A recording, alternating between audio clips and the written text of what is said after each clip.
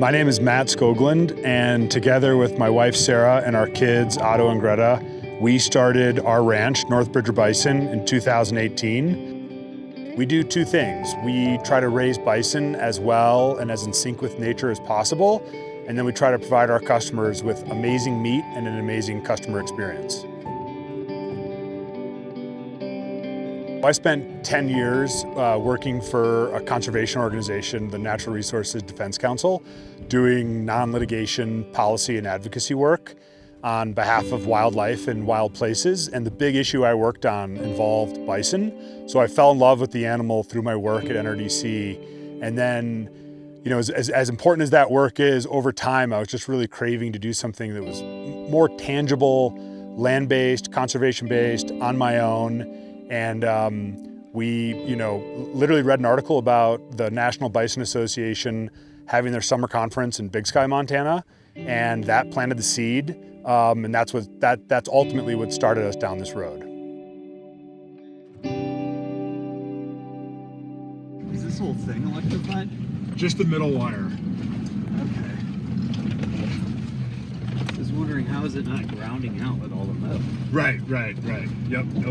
So our perimeter fence is 5-wire, middle wire is hot, and then our internal fences are either 3-wire with the middle wire hot, or we have a lot of just 2-wire fences, and then just the bottom wire is hot.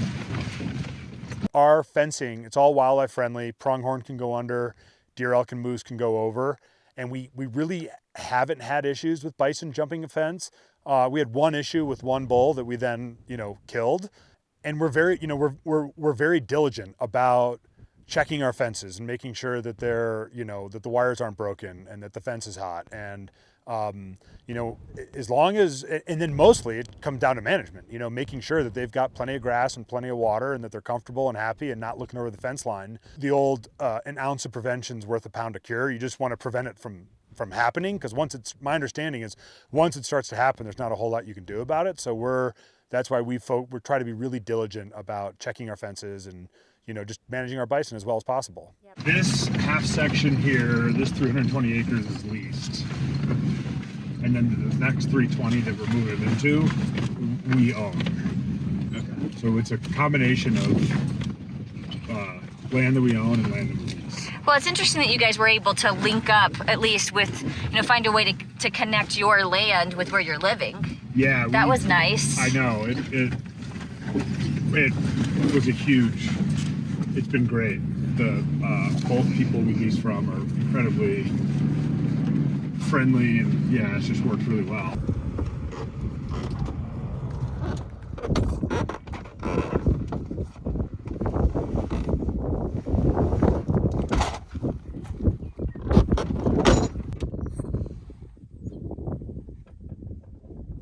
How many calves do you guys have on the ground this year? Last count was 45, and that was like 10 days ago. So at this point, we should have over 50. Yeah. Awesome. It's impossible to count like when they're out in the pasture, particularly the sagebrush. So it's really when you do a pasture move and they all go right in front of you is when you can, like, 1, 2, 3. Even that can be tricky. But we had one where they were super chill, kind of spread out, so it was really easy to count. Cool. Take all of your trouble, take all of your pain, and lay it down, down, down at the feet of the mountain.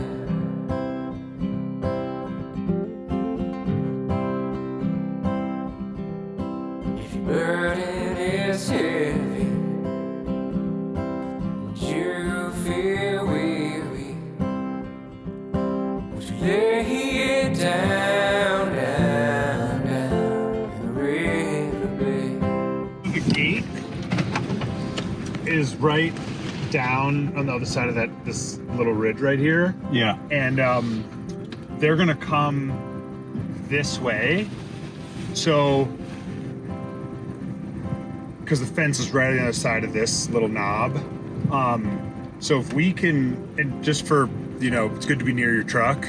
So if we want to come down to like right on the edge of the ridge, and then I'll drive past that, and when I open the gate, you'll just get all of them with that backdrop walking out. Yeah. Does that sound good? Yeah, that'll work. Yeah. If your burden is heavy, and you feel weary, would you lay it down, down, down in the river bed? When it comes time for a pasture move, we pull, we don't push. And what that literally means is that I go out typically in my side-by-side and I get their attention, and they now, I mean, they're very smart, so they know exactly what I'm doing. They're like, hey, idiot with the beard's here, and he wants us to, you know, go to this next pasture where there's a boatload of fresh grass waiting for us. And because the herd instinct in bison is so strong that if you just get those lead animals to start following you, the whole herd will follow. You don't have to carry it no more. You don't have to carry it no more. If you lay it down.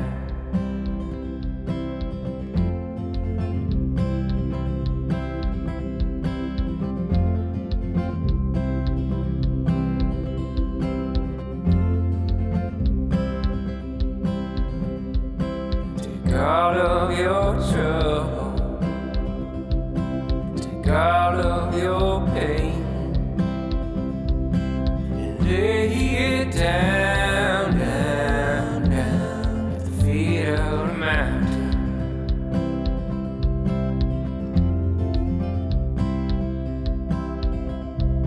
If your burden is heavy,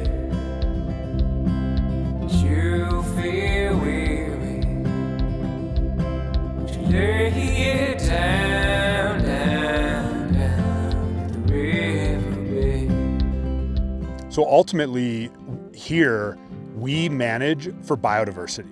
We want our ranch to be as biodiverse as possible and just teeming with life. You know, this time of year in the spring is just like, it's just pure magic when the birds are returning and the sandhills are returning and the waterfowl are returning. Northern harriers and, you know, the pronghorn are coming back, and it's just an incredible time. And then also all the different grasses and plants and wildflowers are growing. Our daughter Greta in particular, she just loves wildflowers, and I do too. And a couple of my favorites are, I love prairie smoke. I think it's beautiful, and I absolutely love the name. And then I also love lupin, the wolf flower, and just a spectacular flower. So yeah, we love going on walks and learning more and more about wildflowers. You don't have to carry